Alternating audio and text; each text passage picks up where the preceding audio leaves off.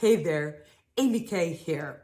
I want to talk about one of the themes this month, which is love. And I've got a perspective shift and a little mind tweak that will help you show others more compassion and love, as well as yourself.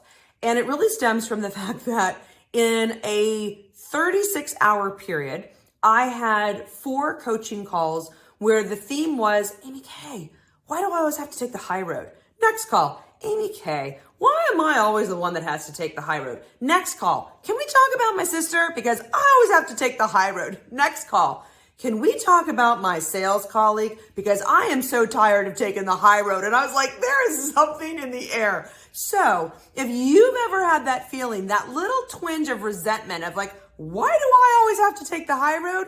This video is for you. With every single one of these coaching calls, I said, because they're at capacity. And they were like, huh? I was like, think about it. They're either injured, wounded, hurting, in pain, or they don't have the tools and the resources to play better. So they're at capacity, but you're not.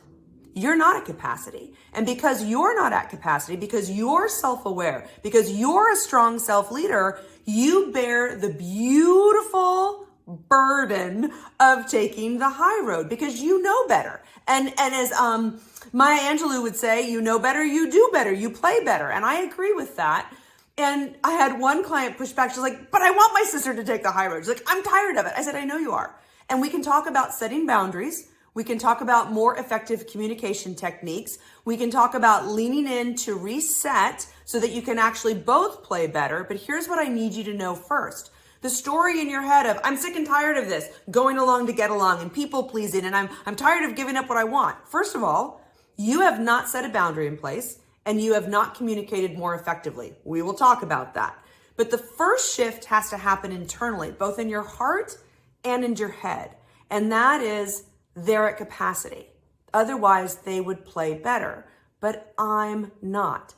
Therefore, you are going to step up and you are going to take the high road. So the next time they say something or they do something that you're like, oh, for crying out loud, instead of resenting it, I want you to shift that internal story to, well, clearly they're at capacity. Clearly they've reached the end of their limit. They've run out of tools or they're hurting or they're in pain. They're doing the best that they can. And we will figure out how to help them. But for now, they're at capacity, but I'm not. So I'm going to elevate my EQ. I'm going to elevate the way that I play and I'm going to take the high road. And then even more convincingly, I said to one of my coaching clients, do you want to be her? Do you want her pain? Do you want her wounds? Do you want her struggles? Do you want to be her? And my coaching client was like, well, when you put it that way, no. And I said, okay, so let's have compassion for where she's at. And let's be so grateful that you have the capacity to step up and play better and move this toward a profitable outcome because clearly she can't. That is the beautiful blessing of having a higher capacity.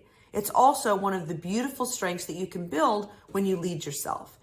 And it shows them more love and it shows yourself more love that you're not going to get all spun out of resentment.